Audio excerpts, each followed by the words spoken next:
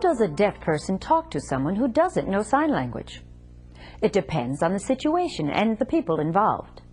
Here is a possible scenario.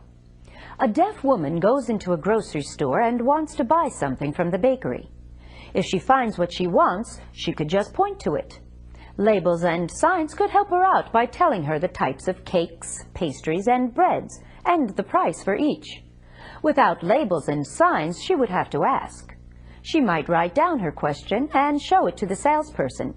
Then the clerk could write back. A less aware sales clerk might respond by just speaking to the deaf woman. Then she would have to lip read the clerk's reply, and lip reading is incredibly difficult under any circumstances. In any case, the deaf woman may or may not be able to lip read the salesperson. If not, let's hope she would insist on written communication. Another possibility is that this deaf woman has learned speech and may choose to speak directly to the clerk. Her speech might sound a little strange to someone who hadn't heard a deaf person speak before. This is because deaf people can't hear their own voices.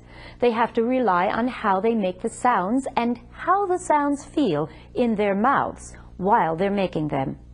You can imagine how challenging that would be.